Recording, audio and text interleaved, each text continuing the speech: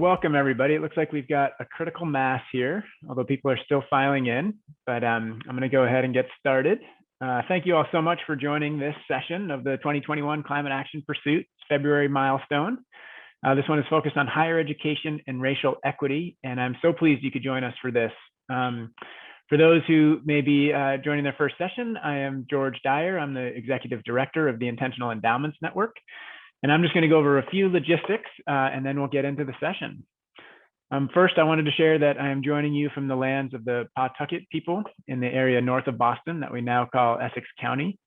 Again, if this is one of your first sessions, we're sharing these land acknowledgements throughout these sessions to recognize the past and current injustices to Indigenous people around the world, and to really keep that front of mind in our work to address these injustices as we work to build a more equitable and sustainable future.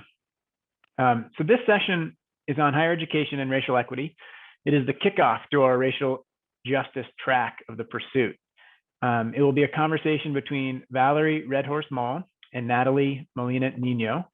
And these are two of the leading thinkers on race, on inequality, on sustainability, on investing in the financial system and how all these factors interplay. Their bios are available on the session page in the Sched platform. We can drop the link to that in the chat if you don't have it handy to see more details. And Valerie will give a little more context, but we want to get right into the conversation as quickly as we can. So have a look at that at your leisure to learn more about these great speakers. Just a few notes on logistics. The participants are muted. This session is being recorded and will be available afterwards. And as in prior sessions, we'll be adding a link to Slido in the chat. And if you haven't used this yet, it's an area where we'll be collecting questions for the panelists, and we'll look to integrate some of those right into the conversation. So share those all along, and you can also share your thoughts and reflections and upvote any others that you like. And we can see sort of what's really resonating with folks. So click on that link that's now in the chat, and that will take you to it, and you can add to it along the way. So without further ado, I will hand it over to Val to get our conversation started. Val?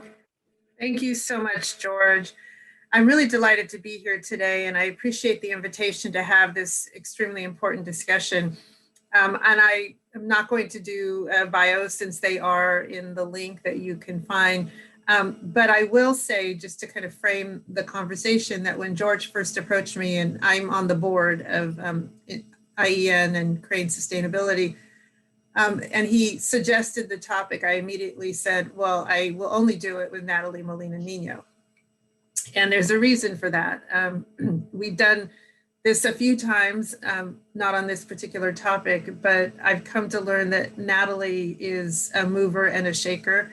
And she's also an author. I actually use her book in my course that I teach on racial equity at Stanford University. The students always learn so much from her. But I think what most impresses me about Natalie is she has a very strong following on social media. And when she wants to cause something to happen, when she wants to create a movement, when she really, feels strongly about something, she gets into action. She is very much action oriented. So we're not just talking here. Usually whatever we do leads to some action. And so I want to encourage all of you, as George mentioned, throw us questions, because we have some framing and we want to be able to have an interesting dialogue, but we also want it to be interactive. There's a lot of you in our session and we want to honor that. And so please do throw your questions out, and if we stop midstream, because something's important, we will address that.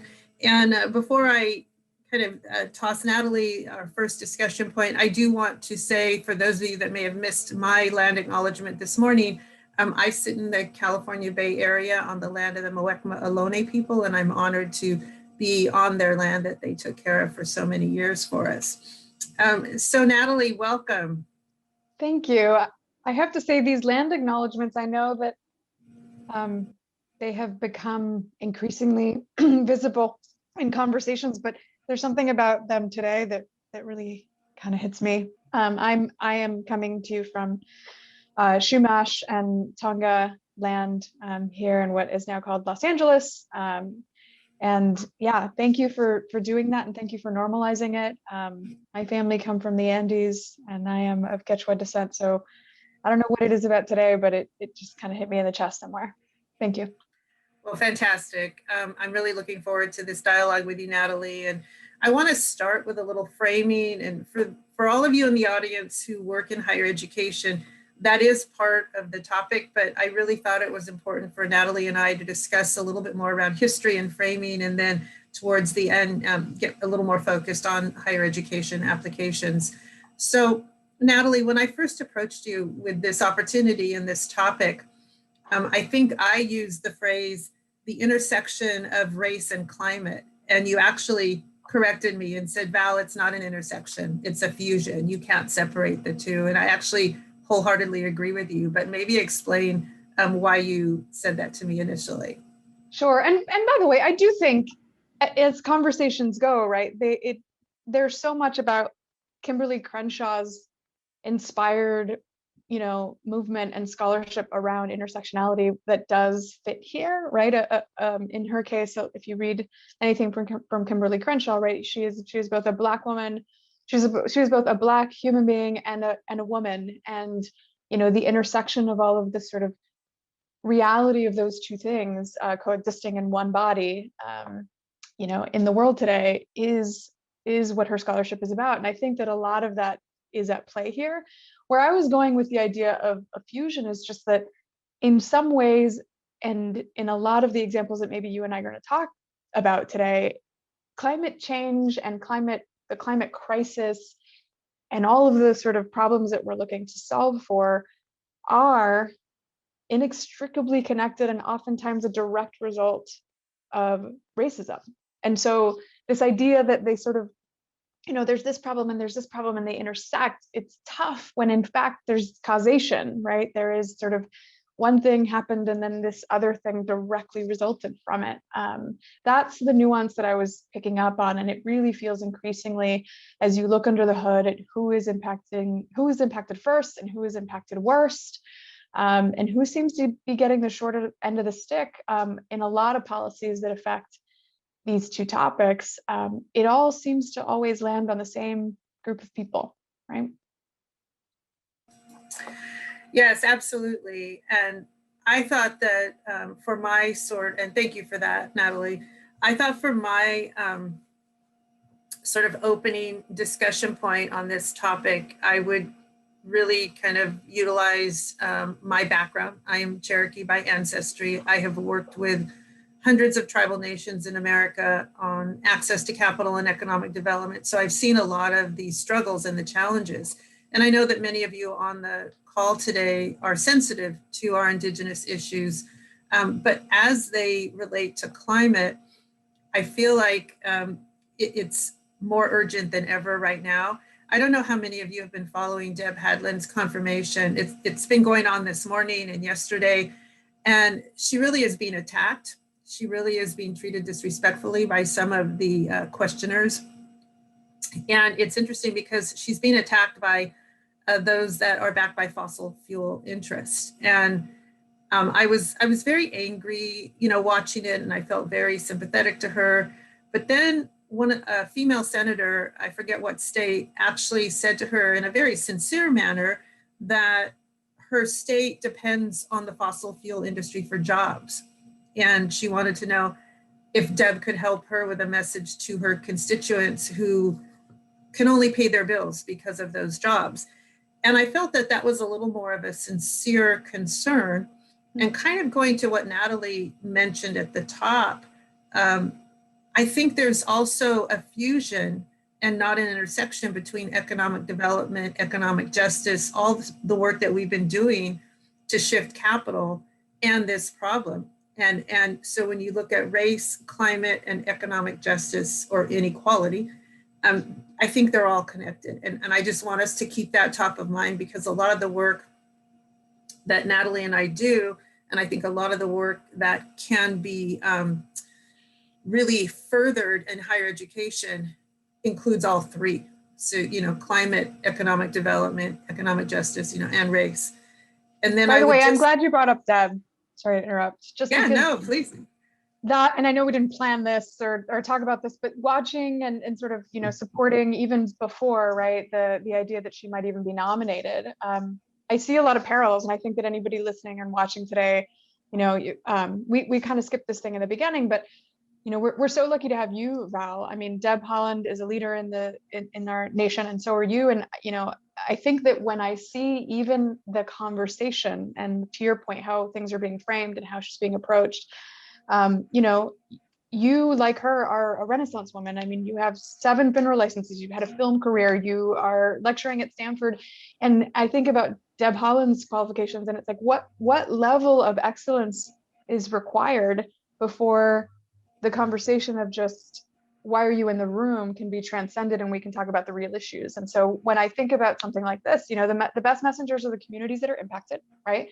And if the best messengers are the communities that are impacted, and in this case, we're talking about you, we're talking about Deb Haaland, people who are at the forefront of what is ultimately, the cutting edge of where impact is happening on climate. If we don't even accept them as messengers, how can we get into the root of the actual issues and then solutions to those issues? So I know that this isn't the topic of the conversation today, but I'm curious to know from your perspective of what are the specific Native American lightning rod topics on this? Yeah, thank you, Natalie. So I think we're all aware of our nation's history. And I feel that sometimes people mistakenly think that happened in the 1800s, that's all over. And it couldn't be further from the truth. And if you follow the trajectory of what happened to our indigenous tribes in America, it's very similar to what happened to our Black communities. And basically, we were relocated around the 1800s and early 1900s into areas where environment was not necessarily desirable. We were relocated into areas where there was unsafe water in certain cases, there was contamination in certain cases because we were removed to less desirable areas. But tribes agreed to that because they wanted sovereignty. They wanted the ability to still self-govern. And I don't know the history of the African-American community as well, but I do know that, during slavery and then even post-slavery, they were always sheltered in the least favorable of places. And we all know what happened with, Black communities and redlining. And there's just been issues all along. And right now, when we fast forward to how this has impacted the Native community, we see that there are still many Superfund sites near reservations. The Prairie Island Indian community located in Minnesota, I was just having a conversation with their president, a woman, Shelley Buck, and they have a nuclear waste site on their reservation because in the 60s, the federal government approached them when they had no money and paid them to store this waste. And they are having issues from that. You can't live near nuclear waste and not have some sort of health issue. I work with another tribe that at a Superfund site. And when we talk about kind of this intersectionality, I was trying to bring economic development there, and I realized they were all handicapped and sick because the water had been poisoned by a paper mill. And so many of them had birth defects and diseases. And I realized I can't actually talk to economic development and more jobs and, come on, we can do it, when people are sick, So this is a very, very serious conversation.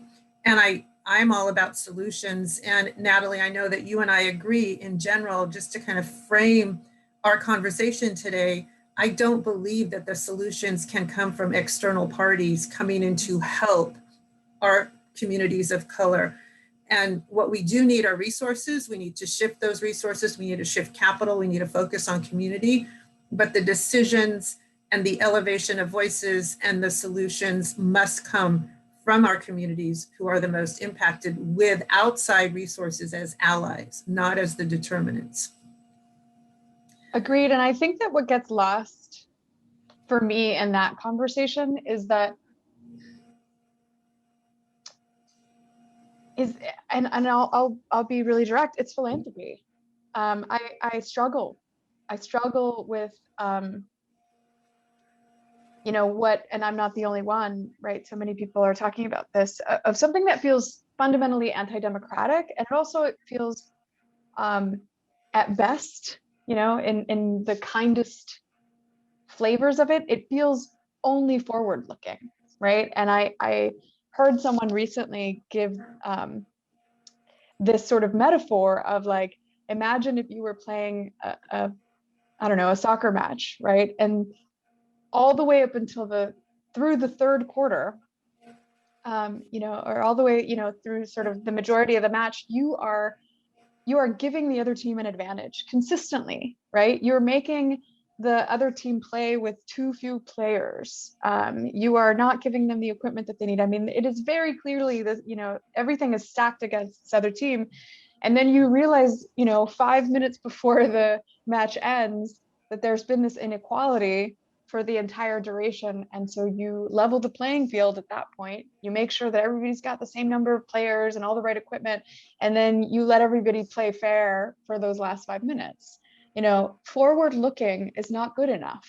And that's why I think that I'm, a big proponent and very vocal about HR 40 and the whole reparations conversation, but forward looking isn't enough. And I think that when I think of how we truly, truly repair and ensure that those same people who are the messengers, the best messengers for solutions, are also the ones that own and have the decision-making power for how those solutions are deployed, how they're sustained, how they're maintained for generations to come.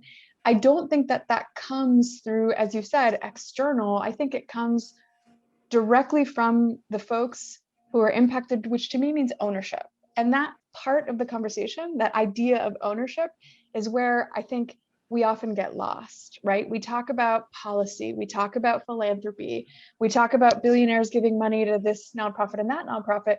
But at the end of the day, when the popular issue starts to get fatigue, and the community is left to continue living their lives and continue to execute these solutions, who owns the land? Who owns the businesses? And even when we think about, and this story, connects so much with your past, Valerie, even when we think about things like, okay, we're going to put policies in place to allow, sovereign nations, Native American nations, to have things like casinos, or insert whatever economic development strategy you want to insert.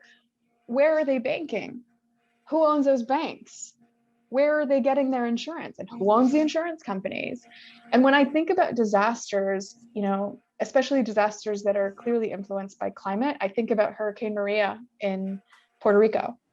And I think about the subhuman conditions and the subhuman response that we as a nation provided, an island full of, people who are citizens of this country. I think, would that have happened if the 63 million Latinos in this country owned the banks, the hospitals, the insurance companies? If they owned some meaningful stake of the infrastructure of our economy, would they have been left to die the way that so many were, right, in a crisis like that? I don't think they would. And so I think that that's that piece of like, what about ownership? Who at the end of the day owns the infrastructure that has to be upgraded? Because we're all living, I'm a partner at Full Cycle, which is one of the most innovative funds focused on climate change that I know of. And we talk a lot about this. We talk about how we're living in a world where the infrastructure is old and dated and no longer functioning, and we have to upgrade into the infrastructure of the future. It isn't about fossil fuels versus green tech. Nobody talked about, landlines versus mobile phones as being some sort of, philosophical opposing forces. It was just evolution. We moved from mostly landlines to now mobile technology. Nobody talked about them as, opposing sides of some big battle. It was just what happens when we innovate and grow and become more efficient. And I think that we have to be the owners of that migration into new and more efficient technologies that are compatible with not killing, the human beings that are residing on this planet. That's absolutely right. And I think your point, Natalie, kind of begs for us to maybe do a little bit more framing, because I was talking around a lot of history, which is very important. But there's an example right now that I think needs to be examined, and that is, I'm not going to give names because some of it is sensitive, but there is a small town, mostly a town of African Americans. This is near the East Coast, and part of their energy solution was determined by external parties. And they decided to implement renewable energy, which sounds like a good thing. So they ordered the renewable energy parts from overseas, where Europe, as we all know, is a little bit ahead of us. But when they came and delivered them, and this was a long-term project, it wasn't a few days, the ships were spilling diesel fuel into this coastal community's waters and polluting their air for a long extended period of time. And this primarily African-American community said the process is as important as the outcome. And that is why we as community members should be involved in our own solutions.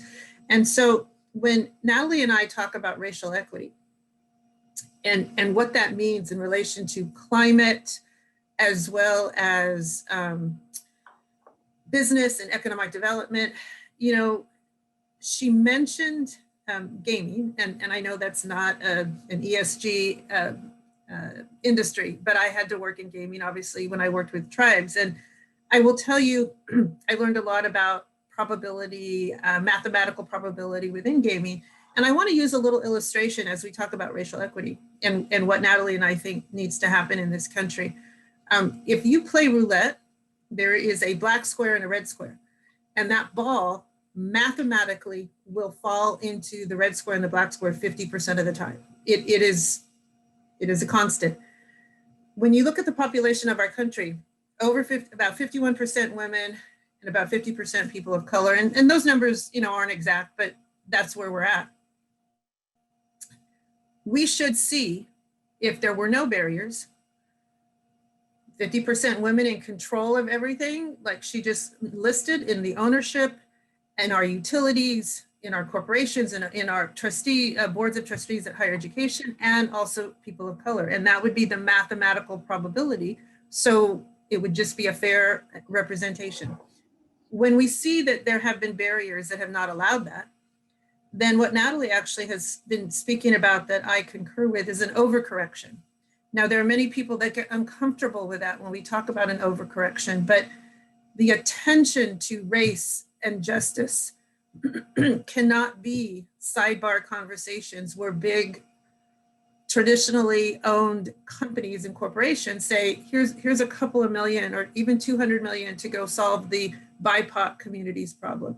That's not going to work. We have to have, in my mind, a real serious overcorrection. And that actually does, the solution has to include some thoughtfulness about what does racial equity and racial justice actually mean. And Natalie, I heard you speak at, I think it was Spectrum a few years back, and someone asked you how you felt about racial equity. And that's an important framing for today as we continue our discussion around climate. And what you said, and I'll let you say it again, please. You said it lacks ambition. Lacks ambition. So please explain. We live in a country where, at least the last statistic I saw, in most cities in the United States, a person in the United States would have to work close to 80 hours in a week to be able to barely afford a studio or one-bedroom apartment. In other words, you can work full-time, you can work 40 hours a week in the United States, in most cities, and not be able to have the basics that a human being needs: a roof over your head, health insurance, education for your kids, etc. And so that is something that isn't applicable to only communities of color, right? So we live in a nation that has abysmal literacy rates. We live in a nation that struggles to keep up with the rest of the developed world when it comes to things like education, healthcare, maternal mortality, so many of these issues. And that is for the general population. So my concern is that for communities of color, for my community, the Latino community, for African-American communities, if our goal, for example, like as a Latina, the statistics show that my community is more likely to be making around 45 cents on the dollar or so of the white male colleague doing the exact same job. If my goal is simply to get from 45 cents to $1, when I know full well that that dollar still is not a living wage, then the context is wrong. The bar is too low to simply get to the level of white men in America, when we know that even white men in America working blue collar jobs, working minimum wage, are still at the bottom of the list of developing nations and nowhere near getting the sort of, again, basic building blocks of what a happy, healthy life is, then the bar is simply too low. And so the idea that so many communities fight for, to me, of simply getting to parity is just not good enough. We need to raise the bar. We need to think about what we really want for our communities, for our country, for our citizenry as a whole, and make that the goal. And if we do that, if we truly, truly make whatever that, basic, and I would say transcend basic, we don't want to just survive, we want to thrive as a society. If we make that the goal, what we'll find is that everyone will come to the same conclusion. Parity to what is currently the norm is absolutely lacking in ambition and such a low bar that it's laughable. Thank you, Natalie. I love that. I think it gives us all a little bit of ambition to go take some action. And with that, I'm actually going to switch gears and answer or address a question that came through that I think is important, and that is in higher education, and you and I have both been involved respectively, I know, with Columbia and Stanford. How do people of color that want to further this discussion of racial equity, whether it's related to climate or really anything else, when most of the trustees, sort of the folks in control at the higher education levels, are not people of color and often not women either? And I will answer that with my own observation, and then I'll let Natalie. So typically you follow the money. And I will tell you that one of the things I work on every single day, I'm an asset manager. I manage or help to construct asset allocations for a community foundation. And I'm also a licensed asset manager. I realize that our money is being managed in a way in America that is not aligning with our values and our interests. And we can do all the work we want to do at the level of teaching and talking and action plans, but if our money doesn't match our mission, we're really losing the battle. And I'm going to use an analogy of the mascot issue that I'm sure many of you are familiar with. I was very active writing op-eds and trying to get the Washington Redskins to change their name. And what's interesting is I started working on that with other colleagues. I went back and read my first op-ed was in 2012. And it really didn't get attention until after the George Floyd murders, and when everyone, did sort of take a new look, an elevated look at what racial equity and racial injustice and bias meant in this country.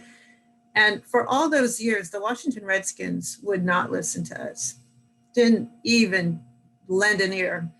But when this national dialogue happened and we actually started speaking to their sponsors, is when they decided to change their name. It wasn't a moral decision, it was a financial decision. And so what we have seen over and over again in the higher education levels is the money talks, and we have to utilize whatever we can. Natalie and I both have a friend, Morgan Simon, who was able to make some changes with her university by really looking at shareholder activism based on the students who were going to pull their enrollment. There are allies at the trustee level in most universities who can come alongside, but I do feel that conversation has to be driven with some sort of incentive that relates to money and their business plans. And Natalie, please help, any additional information for the question.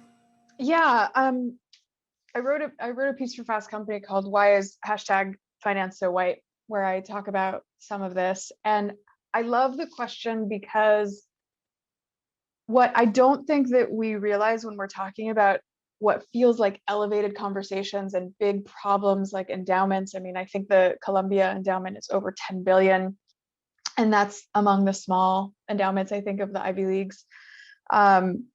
It just feels daunting and large, right? And what can I as an individual do? And I think what's interesting about that is that we have somehow, especially over the last year, it's been normalized that you can pick up the phone and call your senator. People have been calling their senators and Congress people for a very long time, but certainly what we've seen in the numbers is that there's been more of that happening, right? Certainly in the last 4 years.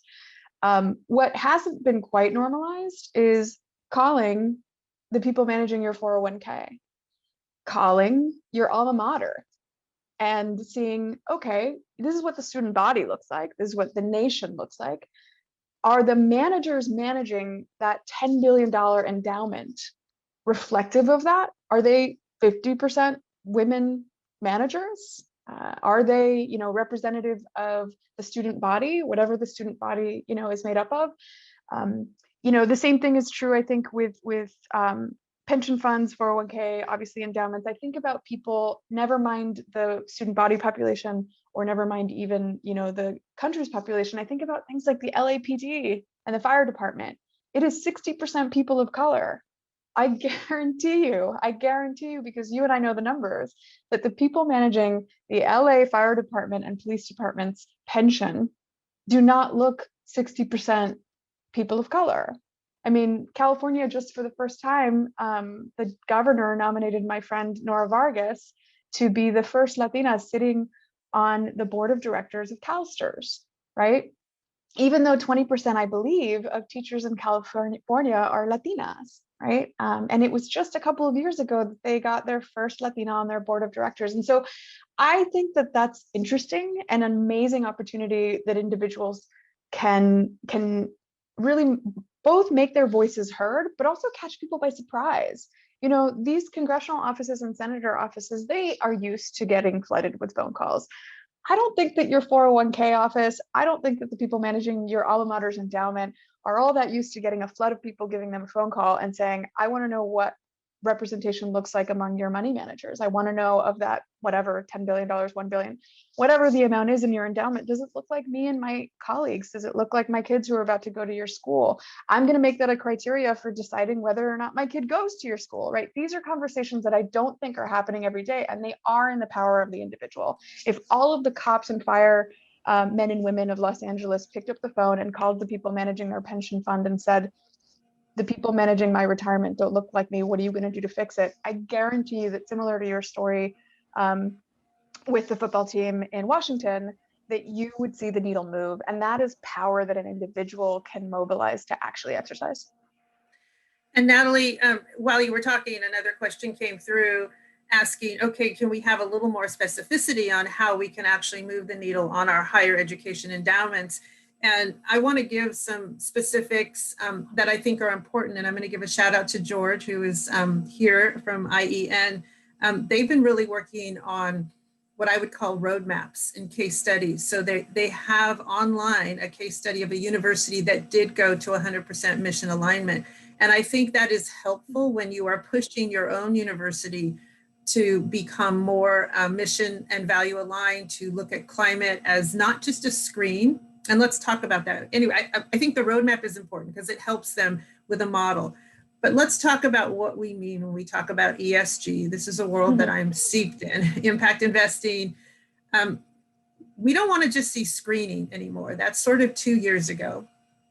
And when we talk about do no harm, is this idea of do no harm used to be somehow the bar, and that we're so beyond that now, right? Just the way that I think we all agree that Google's don't be evil turned out not to be true. I think we're all past that now. We should be. And yet when we look at our investment strategies, there are so many funds that label themselves as ESG climate funds. And when you kind of peel the layers back, you find out that they're doing some simple screens. And I'm not suggesting those aren't important, but it's what I call impact light. You then look at funds that are really strong in climate, and they are doing shareholder activism. They are pushing companies to change. They are intentionally investing into companies that are doing good work, as opposed to just screening out those that are doing bad. And that's where we see the true impact with a portfolio, whether it's an endowment or, as Natalie mentioned, or your 401k. And the thing about diverse and women managers, and this is also what I spend most of my day in, to her point, we should have our money managed by more women and people of color. And yet there is an underlying assumption that is very racist and very sexist in the finance industry, that if we do that, we are taking risk. And the old fashioned model is we have to be very risk adverse and we have to think, number one, about return. And so when I go back to the models that IEN are helping to create that are so important, we're able to show that women managed funds and people of color managed funds often outperform their competitors who use an older traditional style of investing. Because why? They're more in the community, they're more in businesses that have longevity and strong management if they are thinking about impact and climate, not just the bottom line of profit. The paradigm is shifting, but it's an education. And that's why I love that our audience today, you're all somehow connected to higher education. Think about this as another form of a class or an education or a curriculum, because we have to continue to educate the finance industry, the people that control our money, that if they switch their philosophies and redefine risk and redefine how the money should be invested, they will actually make more money and look better in the long run, which I think is important. We've got to really shift a way of thinking that's been in place since Wall Street was founded. I mean, we're trying to shift an attitude that is pretty deeply ingrained. And you talk about people's money and they really are adverse to change. Yes, I 100% agree. They seem to be more adverse to change when it comes in the shape of a Black or brown person. I was talking to an African American struggling to get a very big bank's private equity division to think about putting capital into emerging managers of color. And the party line was, we don't take those risks, right? We don't invest in people who are first-time fund managers or these sorts of things. We don't allocate into them. We certainly don't advise our endowments, and our clients to do that.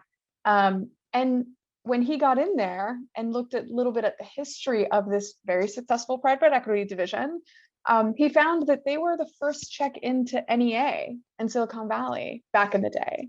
They were the first check into a number of emerging managers that back then would have been their first time, right? All the same things that objectively emerging managers of color are dealing with now, but it was white men 15 years ago starting their first fund. And what they called it then wasn't risk. What they called it then was innovation, right? What they called it was experimentation, diversification. They called it different things, but it was the exact same thing. And I think that is a long view for the person that asked, like, what can we do? I think that there have to be sort of two gears that we have to play in. And this is true with everything, right? There's got to be the portion of the effort that focuses on the long game. And I think long game is exactly what you're talking about, Val, right? You can mess around with your allocations and you can put money into this and you can put money into that, and the endowments can make those decisions. And then somebody else can come in and reverse them the following year, right? The way to make long-term impact and make sure that the community is at the table when massive decisions like these decisions that endowments have to make every day, that is something that sticks, is by making sure that, to your point, there's representation at that table. But I do think that there is, when it comes to climate change, there is the other effort that is very, very short term. And I want to talk about that a little bit, because I think that I'm one of these people that I'm always focusing on the long game. I'm always focusing on this sort of strategic big picture. But when it comes to climate, we don't have a lot of time.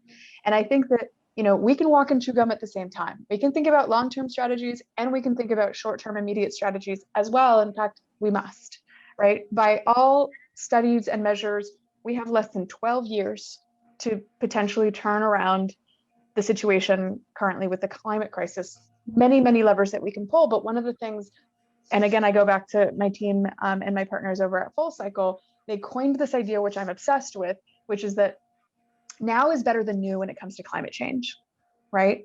And when it comes to finance, when it comes to investments, when it comes to allocations, there is this idea that anything regarding innovation, anything regarding technology has to be new and shiny and sexy. And if you're an investor, it better be the kind of investment that if you put money into it, it'll get you on the cover of Inc. magazine or Wired magazine or Entrepreneur or Fast Company. Those are the sexy things, right? And yet it was 2009 when Google X started their autonomous vehicle project. And I know that most of us didn't drive to work today, but if you drove today or drove anywhere this week or this month, I'm going to take a wild guess and say most of you didn't drive there on your fully autonomous vehicle. It is 2021, right? It is normal for new technology to take over a decade to ever be commercialized. That is the normal life cycle of new technology. And when it comes to climate, we don't have 12 years. And so I think that there is this parallel effort that has to be done, which is to focus on the things that are there right now. That means technologies that exist.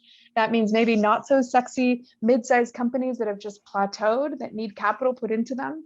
And if your endowment isn't focusing on those sorts of solutions around climate, and instead allocations are being made to the shiny new object that somebody has decided is innovative and new, but it's going to take decades to commercialize, then we're not moving the dial, right? There are moments where it's appropriate to think long view, and there are moments like when it comes to climate change where we have to think about what is possible right now. And what I love about these mid-sized companies that maybe aren't so sexy and they're not going to get you on the cover of anything, is that a lot of those mid-sized companies that are in waste management, that are in manufacturing, that are just producing revenues but not necessarily taking over the world and growing and becoming billion-dollar companies, is that many of them are owned by communities of color. And so again, we go right back to now is better than new when it comes to climate change especially. And a lot of these thriving mid-sized companies that are good, worthy investments that will actually move the dial on climate, many of them are owned by the community, owned by communities of color. Thank you, Natalie. Very good points. And I'm trying to read the questions. At my age, it's sometimes hard. I was joking at the top. I'm not a tech savvy. You know, Natalie has a tech background, so I'm trying to go between these chat room and Slido or whatever it's called. But I want to answer two questions that came up. One was about ESG and climate in the portfolio, in addition to diverse and women managers. And I do want to say that what I've seen the most effective, and unfortunately, I really can't name funds. That's not the purpose of this, but if you want to reach out to me, I'm happy to share some of my findings. But I have found that those funds that are focused on ESG and climate, if they also have an active shareholder activism, proactive approach, you're going to get the most effect for your investment. And I'll give you a couple of examples. So recently, I mean, we all know Tesla, and as Natalie mentioned, you know, electric cars, a good thing, of course, but recently, one of the funds that I work with found that they had a serious wage gap, and she went after them publicly and was able to make some difference. So I don't think any of us want climate to be addressed in a vacuum where the employees are not being treated fairly. And so again, the shareholder activism is so important. In another example, more recent, we saw what happened in Texas. Most utility companies, whether they're private or public, have all white male boards. Very few represent the communities that they represent. So again, shareholder activism around board diversity is very important. I live in California. We had some serious problems with PG&E that I won't go into. If you followed the news, you know what happened. And one of my friends, a woman named Julie Castro Abrams, was instrumental in passing the Diversity Women on Boards initiative here in California. And finally, PG&E has added several women and people of color. Now, that's not going to answer the problems overnight, but I would submit that when we focus on climate, we need to focus again on the communities that are most affected. And the only way to do that is if we do reach board diversity and equal wages and make sure that the company is functioning in a way that makes sense. So we don't want to do this in a silo or a vacuum. And then very quickly, there was another question about how do we, I'm going to paraphrase, how do we integrate indigenous sensibilities into this entire discussion? And it's a great question. I thank you, whoever asked that. I think the greatest concept that we've lost that comes from our indigenous tribes is the idea of community, and also the idea of what I guess the circular economy. But what I mean by that is an integration. So Native tribes don't separate climate from education, from spirituality. It's all integrated into a part of everyday life. And what I've noticed about Western society is we tend to put things in boxes and silos. And, you know, spirituality is something that's very, very strong and important, regardless of what what the spiritual belief is, but it's something that's very strong in our Indigenous communities. I can be honest when I say I've never met an atheist Indigenous person. I mean, that's just a fact. They're very, very spiritual. And for the Western world, we see people go to church on Sunday for an hour and then spend the rest of their life doing other things. In the Native community, every waking minute is a relationship with your creator and thanking them and integrating those thoughts into the work that you do. And that relates to climate and the care of the earth. And so I think we need to get back to a model that integrates everything together in community as opposed to these silos that just don't work. And right now we're seeing huge disparities in health with COVID. And I would submit that Indigenous wisdom around health and prevention, and again, a relationship with our earth that is healing with healing herbs and natural remedies to prevent disease is something we also need to get back to. That's a little bit of a tangent, but I do think the idea of integration and how we think about our daily lives and how it intersects with the earth and the people and community can't be ignored. I'm muted. A question came up about the, representation of sort of women and BIPOC fund managers is important, but ESG and sort of climate focus is also important. I think that that's a little, to me, that feels a little bit like when people are like, yeah, it's important that we have diverse candidates for this position, but, we have to have high quality, people. It is a false dichotomy, right? Diversity raises the bar. Diversity does not reduce the bar. It is a false dichotomy that diversifying fund managers, for example, in an endowment, might reduce the quality of it, or might actually reduce the number of people that are focused on ESG or that are focused specifically on climate. The example of the fund that I advise, Full Cycle, for example, has a managing partner who's African American and a founder who is a Palestinian refugee. Who is an early investor in Tesla and Uber and a lot of great companies before he decided to focus exclusively on climate. So I don't have the exact numbers, but I know anecdotally that there is no way that when I look at the pool of BIPOC investors, that there isn't a disproportionate number of them representing ESG focus. I'm not suggesting that every BIPOC fund manager is somehow ESG focused. Val, better than anybody that is not the case. But I will venture a guess based on what I'm seeing that the percentage of ESG community focused or climate focused fund managers among BIPOC fund managers is higher than the general population. And so it isn't a lowering of the bar. In fact, it's a richer pool to draw from, in my experience. Yeah, and I would agree. That matches my experience, and I do it actually methodically every day. And what I would add is when you're grappling with that question, the roadmaps become important that I was referring to that George and his organization are working on. So when I look at fund managers, if I solve for women and BIPOC as a priority, I've also added their investment strategy, which includes ESG and climate, as well as many other things, especially, and in ours, we also add a community focus. And it depends on the asset class. If it's private equity, we want to make sure they're putting money into those companies that are also doing things that are impactful, as well as supporting diverse founders.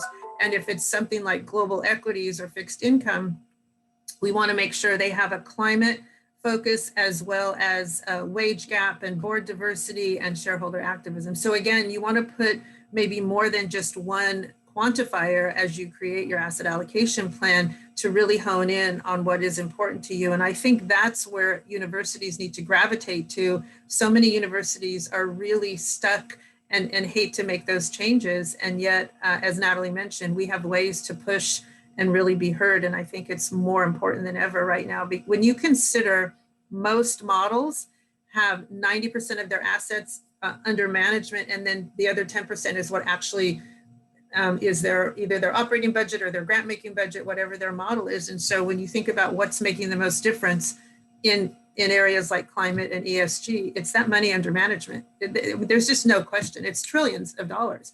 And I want to throw out one other quick example. When we think about climate, at my foundation, we were involved in an initiative that had to do with improving something around climate in the community. And we were putting some money into advocacy. And then we found out that we were invested in a fund in the market, in our portfolio, that entity who was managing that fund was actually actively opposing the measure that we were supporting. And when I looked at the numbers, the money we put into advocacy for the community was a small fraction of the actual money we had invested with this fund. So when you give trillions of dollars to these managers and the many funds that they have that, you know, are considered traditional funds that bring a great return, we have to really think about what that money's doing and that impact of that money. It almost negates all the good work we're doing the rest of the time. Yeah, it's huge. And I think that that's where the power of the individual really makes a difference, right? I think how the market behaves, how even fund managers seek capital has such a massive influence, or I should say the opposite is true. The people managing endowments and pensions and, you know, large swaths of capital have the ability to really set the tone, right? And have the ability to show sort of, this is what we're looking for. This is what we value. These are the things that we're moving away from.